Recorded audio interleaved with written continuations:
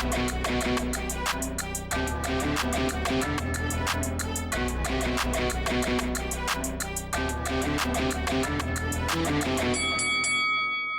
guys, welcome to Boxing Squared for boxing news and views from around the internet. The fight between Daniel Dubois and Jarrell Miller promised much. From all the trash talking and animosity ahead of the fight, it looked like it was going to be one of two scenarios. Either Daniel Dubois was going to stop Miller, or Jarrell Miller was going to grind Daniel Dubois into the dust. And that almost happened. Daniel Dubois had to dig deep in this one as Jarrell Miller came on during the fight, but then ultimately he faded.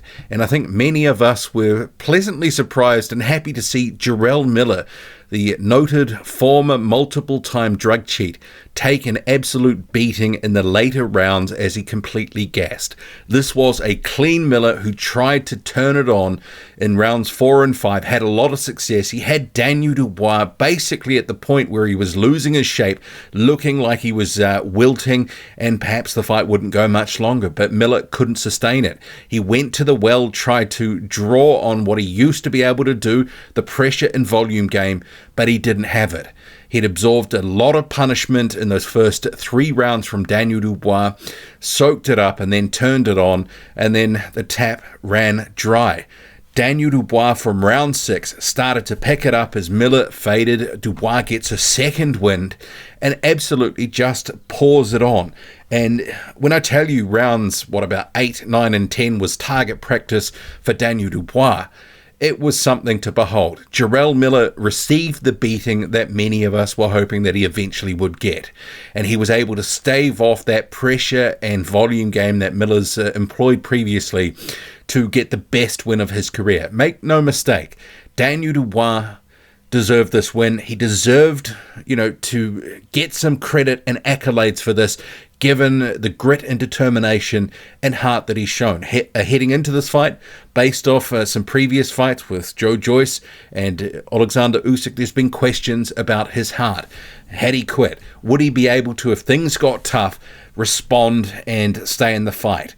And he did. He was able to see off Miller, and I think you have to give Daniel Dubois a lot of credit because his career was hanging in the balance here.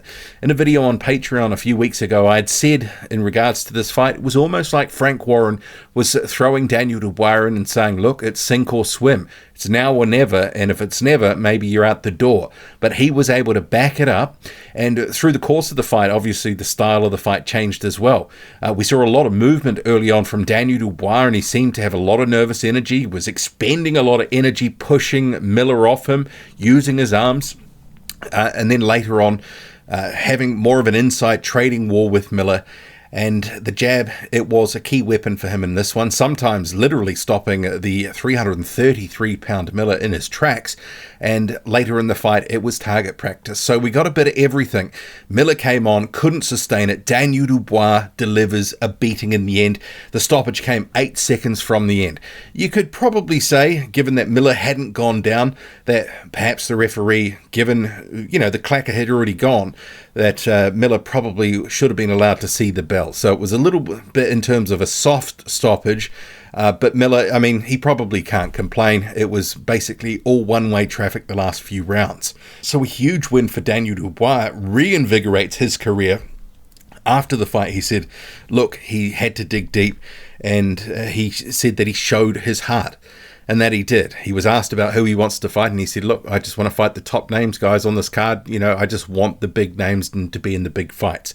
Jarrell Miller, he sort of jumped in at one point, and then, I don't want to say made an excuse, but he said that he only had 4 weeks to train, all this sort of stuff, and he's back in the ring, and he'll be back, blah-de-blah-de-blah. But he did say that Dubois is not a quitter, and that he has his respect.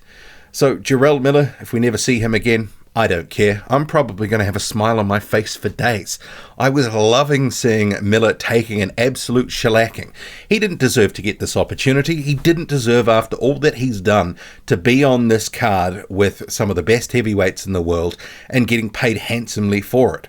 He had done nothing in his build-up to warrant it, but he was there, and fortunately for us, I know some people, maybe Miller fans, I don't think there's too many of them out there, but fortunately for everyone else who was hoping to see Miller get beaten, even though you didn't know if it could actually happen, if Dubois would have the stones and the wherewithal to sort of hold in there, and by accumulation, the shots to the body and the head, it all added up, and Miller, just a clean Miller, could not sustain it. And this is a clean Miller, and clearly he's got 5 rounds or so in him before he falls off a cliff.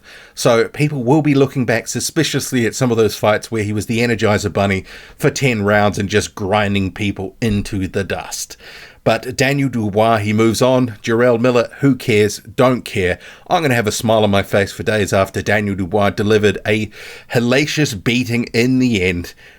Thank you, Daniel Dubois, and on to bigger and better things. He reinvigorates his career. Drop a comment loud and often, hit like, hit subscribe, follow me on Twitter, boxing_squared. I'm out.